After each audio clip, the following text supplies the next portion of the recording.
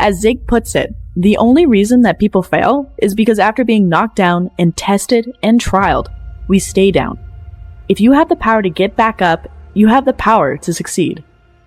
Now you can change what you are. You can change where you are by changing what goes into your mind. I want to emphasize that because that is an extraordinarily important part of what we go through.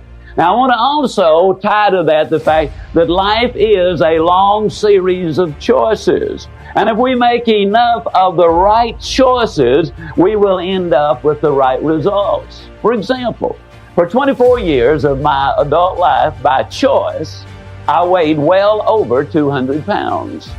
Now, the reason I say by choice is simply because I have never accidentally eaten anything.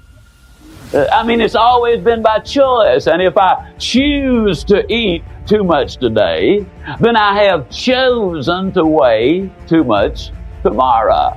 If I choose to get drunk tonight, then I have chosen to feel miserable tomorrow. Every choice has an end result. Now you see, we can choose what we put into our mind. And when we choose the right thing to put in our mind, we have chosen the right thinking. We then have chosen the right actions, and the right action produces winners, ladies and gentlemen. The power of choice is more important than one may think.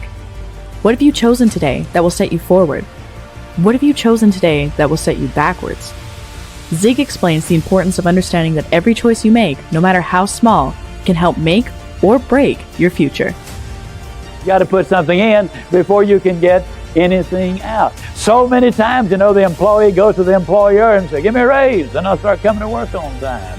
Or so many times they will come to him and say, make me the boss. Now, I know I haven't been here very long, don't really deserve to be the boss, but I just function better when I am in charge of things. You reward me now, and then I promise you, I'll learn what this business is all about later on. Reward me now, and I'll produce later. It doesn't work that way. Can't you just see a youngster in school saying, teacher, if I take a failing grade home, my parents are going to skin me alive. Pass me on this quarter, and next time I'll study more than anybody else. Reward me now, I'll produce later. It doesn't work that way. Can't you just see an old farmer standing out in the fields in October and saying, Lord, I know I didn't plant a thing this year, but if you give me a big crop this year, I'll plant more than anybody next year. It ain't that way, folks.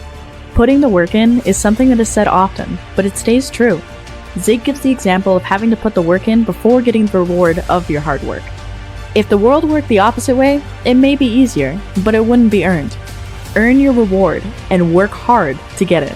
We need to always maintain the home court advantage. And what am I talking about, the home court advantage? Well, in athletics, they talk about it all the time. They play all year before the playoffs. We want the home court advantage.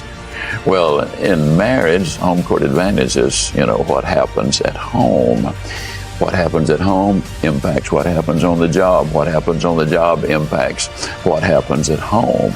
That's where that balance comes in.